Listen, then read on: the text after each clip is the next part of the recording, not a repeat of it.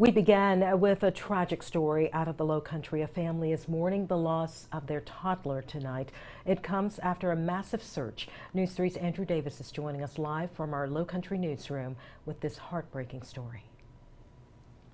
Well, neighbors tell me they're just crushed today. For more than 3 hours, they searched for Mason Henley. Parents and their kids out in the dark, hoping to find some sign of the little boy who walked away from his house about 7 o'clock yesterday. Their efforts, though, ended in vain, as more than 3 hours later, the 3-year-old was found dead in a neighborhood pond. The Shadow Moss subdivision was quiet on this day, just hours after seemingly everyone inside went searching for 3-year-old Mason Henley. The little boy disappeared from his Cedar Creek Circle home. It took neighbors, Port Royal Police, Beaufort County Sheriffs, and a dive team to finally find him in a pond just a few hundred feet from the house.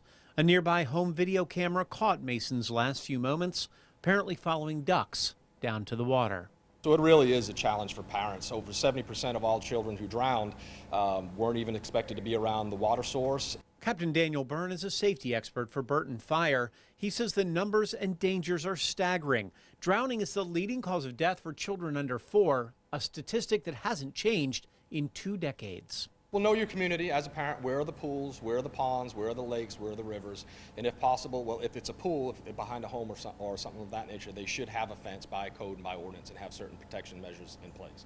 But around community ponds, lakes, things like that, that's more difficult. So explore putting some type of a barrier up there that will keep children away from that area. They have a toy or a ball that floats off in the water. Make sure they know only an adult will go in after them. And if they're feeding fish or other animals by the water edge, make sure they know they can't do that unless mom or dad are with you. While parents are the first line of defense and the most important one, things can happen in an instant. Burns says, even to an expert. It only takes a second. My son, he was scared to death of water, scared to death of it, until one day we went to the beach and he was off and running. I had to go in after him. I mean, it happens that quick, and I'm a safety professional, and he just one day decided he wasn't afraid of water, and I had to chase him in the water. So it can happen. It can happen to anybody.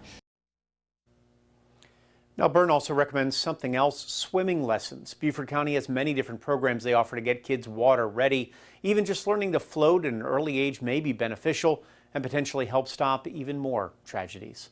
Andrew Davis, WSAV News 3 on your side.